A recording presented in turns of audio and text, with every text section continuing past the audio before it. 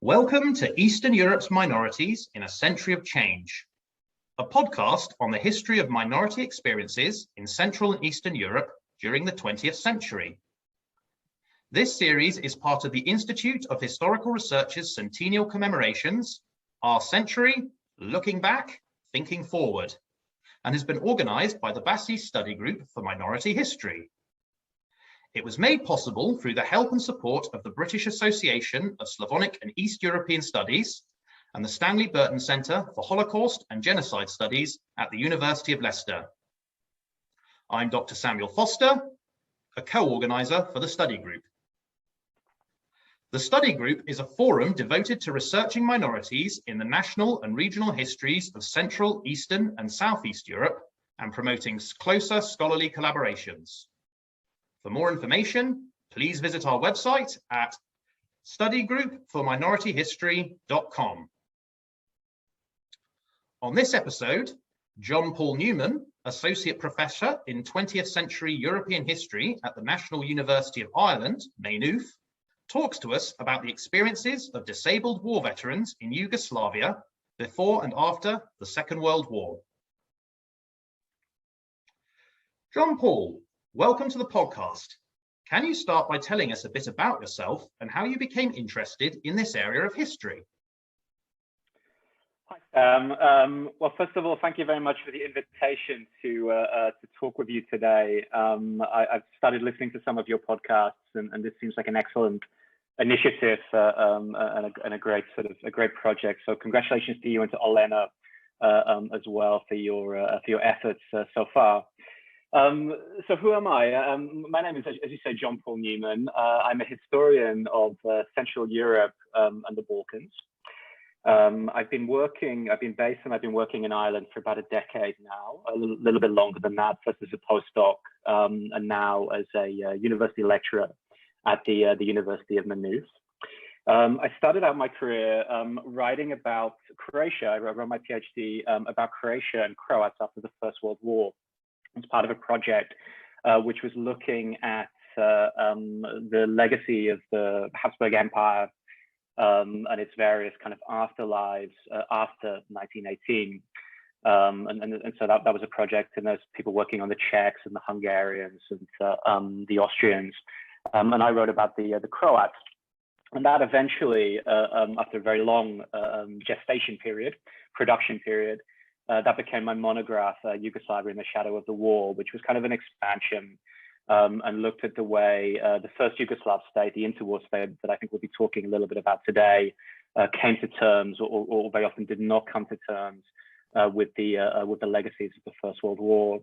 And since then, I've kind of moved around a lot. I'm sort of very, I'm dabbling in different languages and different areas and sort of moving away and moving around. And more recently, I've looked at similar and related questions in relation to places like Bohemia and Bulgaria. And so I've kind of moved around a little bit, but I guess I still have some interest in Yugoslavia and the South Slavs and still sort of keeping up to date with those topics. Thank you.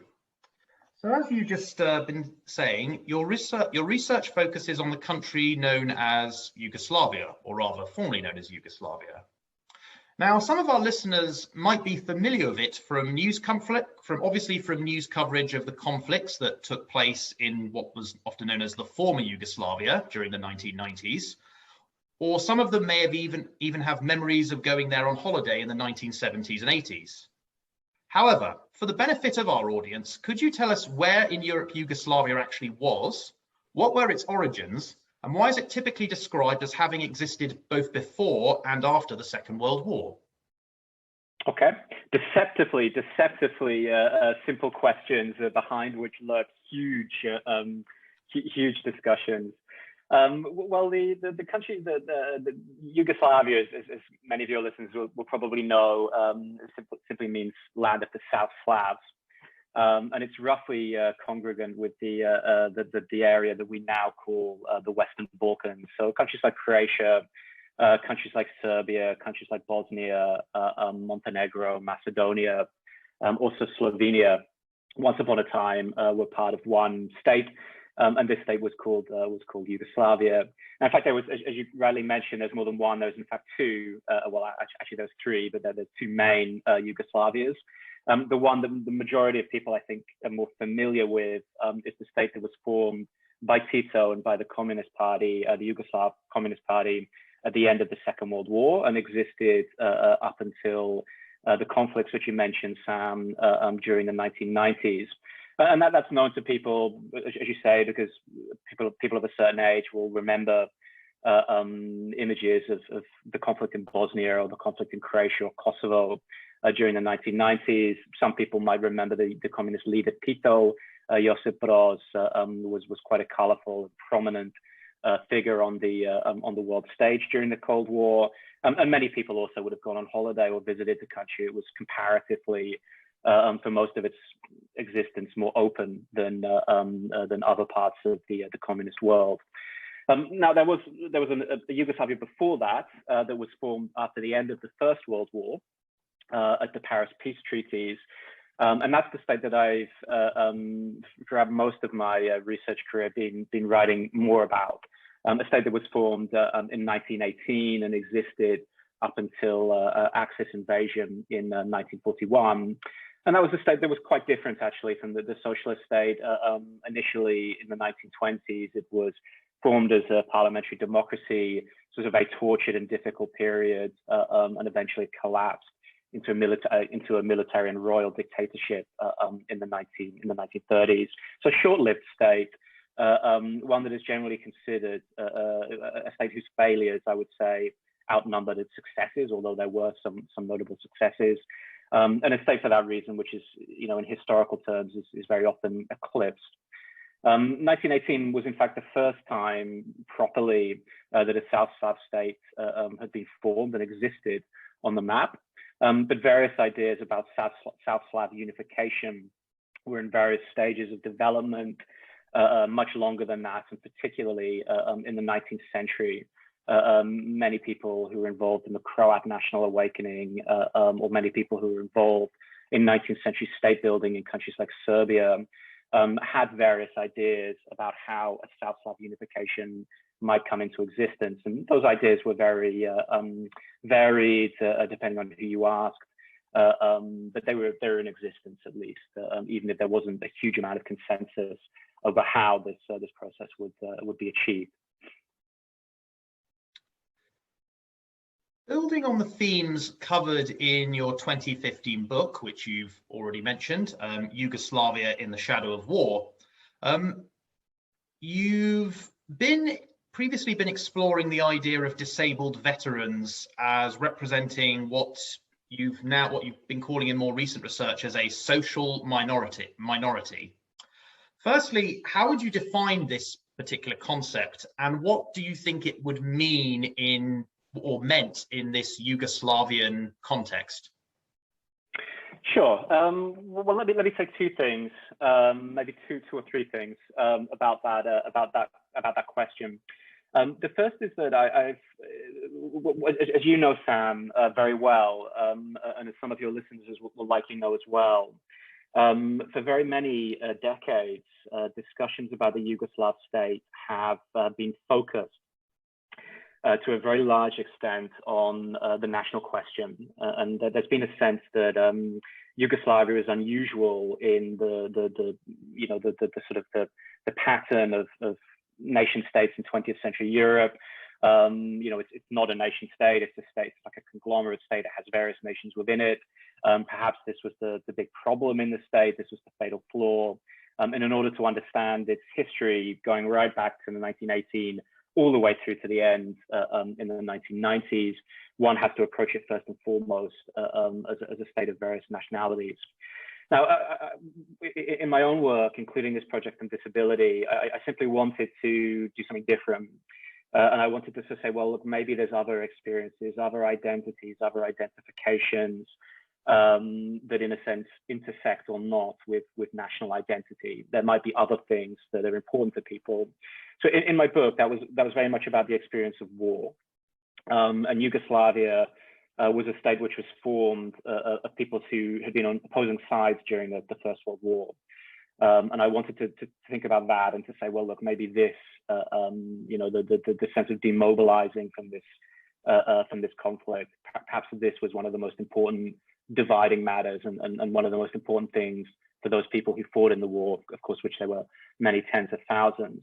And in this sense, Yugoslavia is perhaps similar to other states, Czechoslovakia, Poland, Romania, which had similarly divided histories of the war. And so the work on disability is really kind of adjacent to that. It's now saying, well, let's carry on thinking beyond the national question and outside of the national question. And let's look at a category which is virtually untouched and undiscovered in writing and thinking about Yugoslavia, and that's the category of disability. And so recently what I've been trying to do is try to think about how disabled men and women, disabled people, how they experienced life and work and welfare in the Yugoslav state, and where this sits with what we understand about the state's politics, about the national question, about these sorts of things. Now the second part of your question, or perhaps after all it was the first part, I can't remember now, about that group being a social minority, is really something that I've come to from reading the so-called new disability history, and this field is relatively advanced in the US and in US history, where it's sort of the history of disability, it sort of fits in with this study of minorities and social minorities. So the best historians, the most prominent historians of disability in the US context, would approach disability in the same way as they would approach gender minorities or racial minorities, which is to say, this is to a certain extent a socially constructed experience, a socially constructed category, not one that's fully existing essentially in and of itself, but one which must be approached for its social dimensions.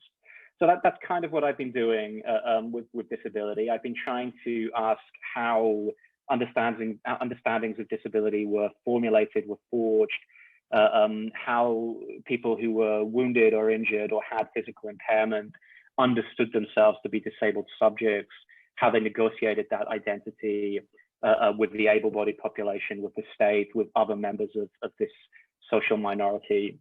So that's basically what I'm doing. I'm trying to get away from the notion that this is an essential category, but I'm looking at the way that it's historically and socially contingent and socially and historically created in the history of Yugoslavia. Okay. And just as a very quick follow-up to that last question, when you say disability, and also given the sort of ways in which it was understood, particularly in interwar Europe and in the early Cold War period, do you explicitly look at physical disability, or are you also looking at mental and psychological, individuals with mental and psychological problems?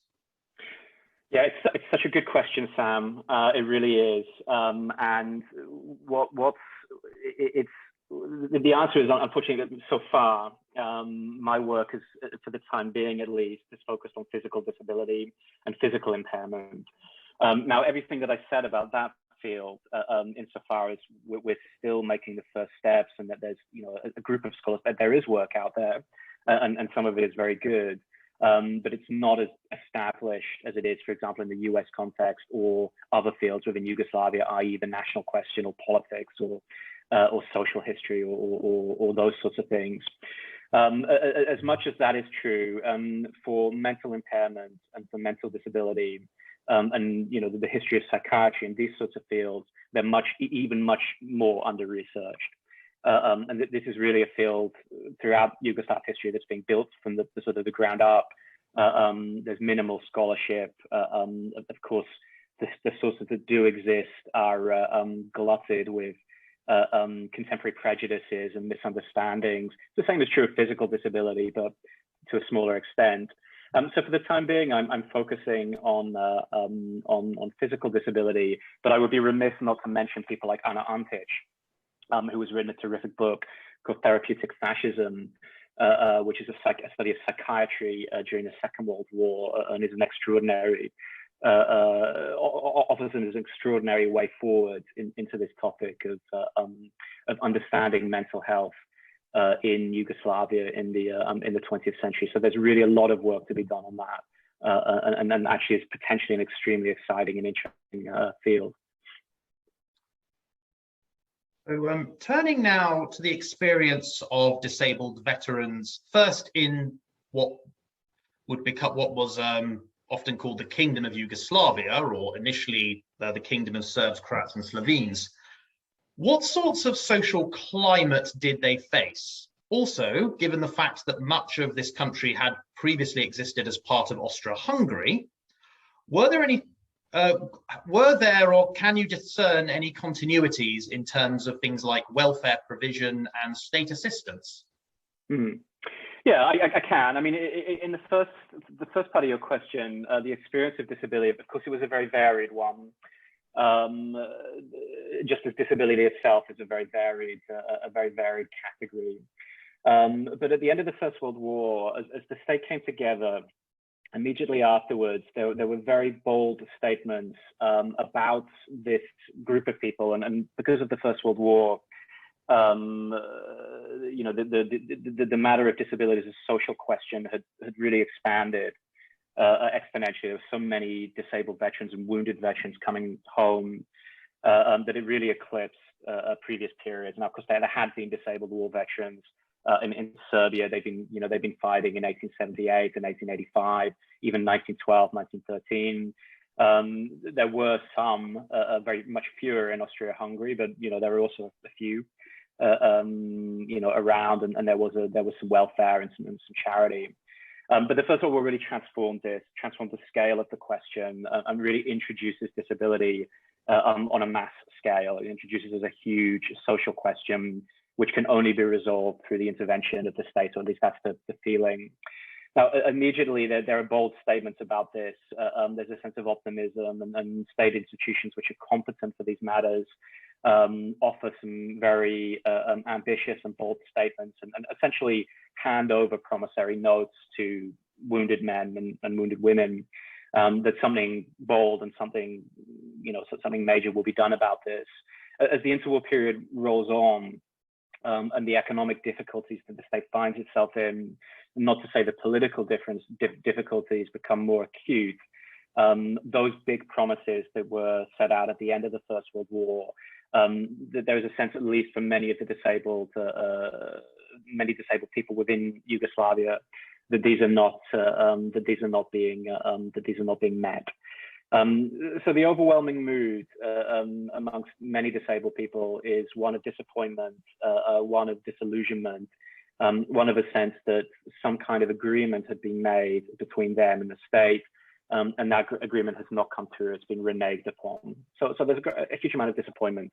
Now, concerning previous welfare, there was, it's certainly true in Yugoslavia, as in many of those new states, because they were composite states, that there were lots of different legislative histories, just as there were political histories and national histories and all of these sorts of things. So there are different welfare, the different understandings of what welfare was and what welfare should be, coming into the new state in 1918. Now, one of the problems was, because the state was politically quite dysfunctional, it was very slow. The legislative bodies were very slow at passing laws. It took a very long time. And Sam, you know very well the political history of the interwar kingdom, and you know the great sort of figures like Pasic and Radic and Pribicevic, and you know that those people were loggerheads throughout much of the interwar period. Now, usually that's told as a political narrative, but the reality is, for the people in Yugoslavia, is that if they needed the state to function, the parliament to function as a legislative body, very often it was not doing that. It was doing that in a very cumbersome and slow-moving way. So those fragments of welfare existed well into the 1920s, and this was a state of acute this caused a huge amount of confusion and bitterness amongst many disabled people within the state, that there wasn't a single understanding of what their status entailed. and a single means of sort of understanding their status as disabled people and what they were entitled to from the state. It's actually one of the areas in which war veterans from various sides, from either the Austro-Hungarian side or the Serbian army, so those people who had fought against one another, were able to come together because they believed that they had common ground, that that any sense of triumphalism and of sort of victory would sort of null until a welfare package that could cover all of the disabled veterans was formulated. And sorry, just to follow up on that question as well. What sort of did this sense of kind of rising resentment and sort of disillusion, if you like, what sort of consequences did that have, particularly thinking of sort of the kingdom's political situation in the 1930s? Were there any repercussions as a result of this? There were. I mean, I don't think there was the huge kind of political repercussions. Let's take a country like Germany, from Weimar to National Socialism. One of the things that the Nazis did when they came into power is present themselves as the guardians and the saviors of war veterans, disabled or otherwise, and of course that was part of their very militaristic and fascistic ideology. And there was a sense that there were very many war veterans, although not all of them, who saw in Hitler somebody who would redeem their blood sacrifice and would be a champion for them. That doesn't really happen to such a great extent in Yugoslavia, or rather, it's sort of the King Alexander, who became dictator in 1929, was immensely popular charismatically with very many war veterans, at least of the Serbian army.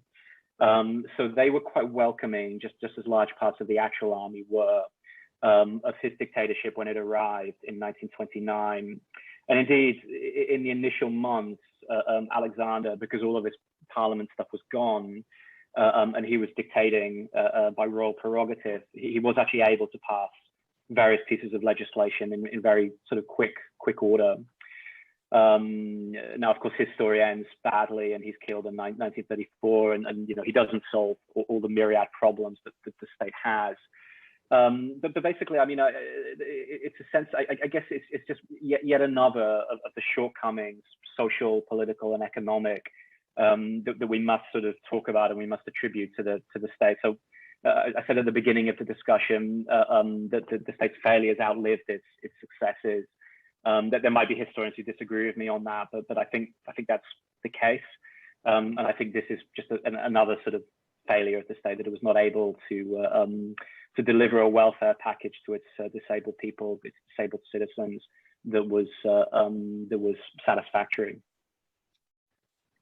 Excellent. And well, not excellent, but excellent response. Terrible. Okay. That actually follows very neatly into my next question.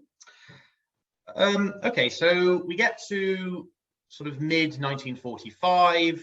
Yugoslavia, as you've sort of already outlined, has been revived under Tito, under Josip Broz Tito and the League of Communists, as this socialist federation, although it undergoes various constitutional changes throughout its existence. But I was just wondering, what would you say were the key differences or continuities in this regard for disabled, particularly for what we could describe as this sort of new generation of disabled veterans, or maybe even veterans from the interwar period? And I'm thinking particularly in how they were viewed and treated, as well as viewing themselves. And I was also wondering, I know this is sort of some slightly new territory for you, but have you was there some sort of, given that the Tito's regime would pride itself on sort of forging its own path, if you like, to communism, did these veterans was there a sort of space for these veterans in that sort of vision, if you like, especially kind of as the country started to distance itself from the Soviet Union and the wider Eastern Bloc? Yes, yeah. I mean, your intuitions are quite right, Sam. You know what you're talking about. I mean, basically to all of your hunches, I can sort of I can confirm. I mean, when you're quite right. First of all, as you know, and as some of your listeners will know as well, the sort of the national liberation struggle, so-called, of the partisans during the Second World War. Was the central tenet of the sort of the revolution, and it was this military force which had achieved that. So as a result of that, in the public sphere and in public spaces in socialist Yugoslavia after 1945, the men and women who had fought in the partisan war, in the partisan struggle, were very prominent and were very essential. And of course, Tito himself was the example par excellence in public propaganda of a successful general and a potent military figure. Now, in addition to this, there was a sense going forward, initially at least, that the new Yugoslavia, the socialist Yugoslavia, was a radical break from what had come before, and that was something that was very important during the national liberation struggle. So during the civil war in Yugoslavia, in the Second World War from 1941 to 1945, the political leadership and the military leadership of the partisans and the Communist Party felt that it was incumbent and in fact essential that people understood that their new Yugoslavia was going to be radically different from the one that came before. Now, that idea carried on into the socialist period. And one of the ways the state tried to distinguish itself from what had come before was through its disabled veterans and for its welfare policies. And essentially, what the communists were saying is that in the interwar period, that they took this very well-known history of failure and these long complaints from the disabled veterans of the interwar period, and they basically repackaged them and said, well, look at this terrible history. Look at these people who were constantly complaining. They were right to complain. The capitalist bourgeois state of the interwar period neglected them, ignored them. But we're not going to do that. We're going to provide them, not only with the financial support that they need, but we're also going to give to them a productive, creative role in the building of socialism. We're going to find new ways to integrate them into our socialist society. So it's quite interesting in terms of inclusion and exclusion, because in the socialist period, welfare entitlement was sort of for war veterans was restricted to people who had fought in the partisan army or had been in concentration camps later on, or had basically been, if you like, for want of a better word, on the right side. So those people who fought in the Serbian royalist Chetniks or the Croat nationalist fascist movement, the Ustaša, of course, they were not entitled. They were not part of this, public story, and they were not part of the revolution, and they were not given welfare as part of this war veterans welfare package. On the other hand, those men who had fought in the First World War, even though that conflict had been discredited as an imperialist adventure, which resulted in the success of the Serbian bourgeoisie and blah, blah, blah. Those men who had fought in some cases very loyally and very willingly for the Serbian army were integrated into this welfare package. Now, there's a lot fewer of them, and they were quite old by then. So in terms of a sort of a potentially sort of quarrelsome bloc, they were not particularly, I don't think they were a particular threat to the socialists, but nevertheless, it's quite intriguing the way certain categories of inclusion are there, and other categories of exclusion are also there. And so, just drawing our sort of perspective back a little bit and thinking about kind of these two eras, if you like, as a single continuity.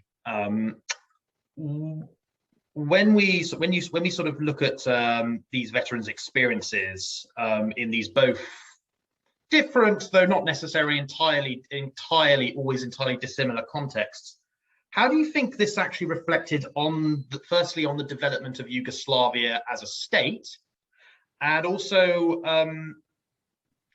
do you see this as possibly kind of how would this deter, and also how it determined maybe its wider relationship with its citizens, the Yugoslavian state, that is?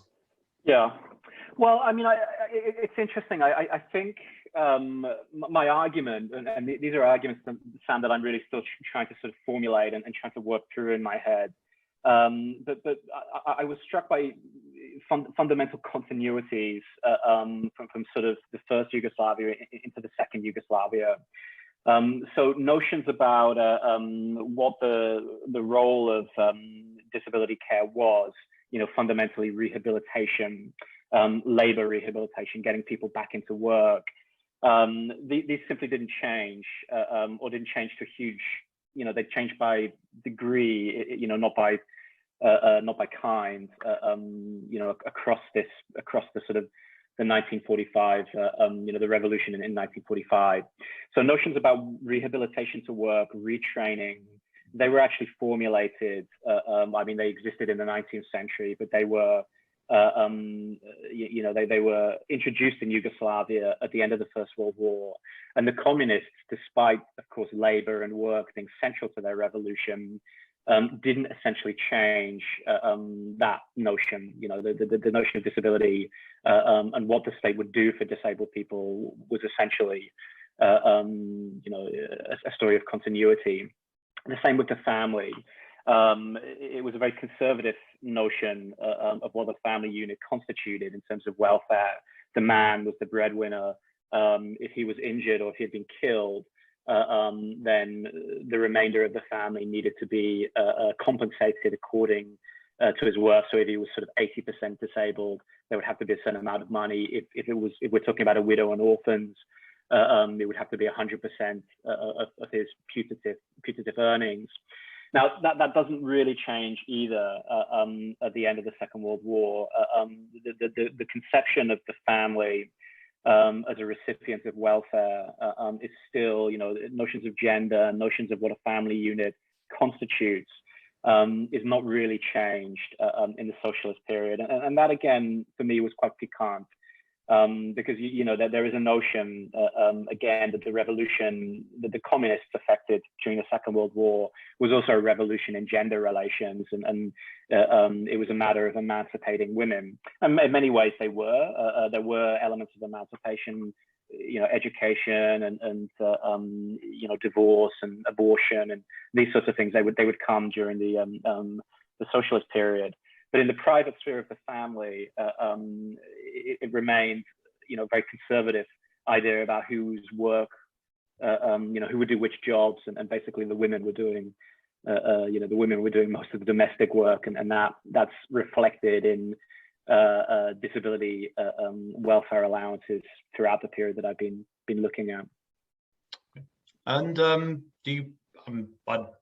Again, you might not. This might be quite far beyond your remit, if you like. But do you discern any kind of lasting impact this has on the contemporary societies of the Western Balkans, or can you detect any kind of further continuities to leading to today? Not really, and that's a very interesting question. I've recently been writing. I am contributing towards a special issue of the European Historical Review, which is about social minorities or minorities and welfare. And I'm writing about the socialist period. But there's another contributor, a scholar called Karolina Lendak-Kabok, who's writing about the period of welfare post-Yugoslav, so sort of in the 90s and into the 21st century. So in the special issue, we have the beginning of the socialist Yugoslav welfare package that I'm doing, and then Karolina is doing the end of it. And indeed, it is the end. What we're seeing is that in the 1990s, the economic and political transformations and the breakup of the country are really the sort of dead end of these welfare policies. Now, I'm not really an expert on this, and I'm just reading other people's work and what other people have written about it. But it does seem that this story has a beginning, a middle, and an end. And what we have now is what there is in terms of welfare in the new successor states. It's something quite unlike what has come before. Now that's interesting because there are, of course, very many war veterans in Croatia and in Bosnia, in Kosovo, in Serbia. Particularly in a country like Croatia or Kosovo or Bosnia, those are very prominent figures once again and recipients of welfare. But their stories, it seems to me, or at least as far as I know, are quite different from the stories of those veterans in the socialist period. Okay. And finally, where can people go to learn more about this topic? Well, they should go to your podcast, first of all, and then presumably if they're listening to us, they have done. So new episodes every Friday. Yeah, there you go. So that's a weekly, not to be missed each week. There is a very good historian called Heike Kager. For people who read German or Bosnian, Serbian, Croatian. She's written a very impressive book, and she's written some articles mainly about the commemoration and the memory of the national liberation struggle. But she's touched upon these welfare matters. I'm not writing a book about this, but I'm writing a couple of articles. There's one article which deals with the interwar period. I have a draft of that article, and I just have to sort of submit it somewhere, but I haven't quite decided where that's going to be, and I have to finish the draft as well. So that's on its way, but I'm not quite sure where that's going to be. And then I've got this article coming out on the socialist period, and that will be eventually coming out with the European historical review.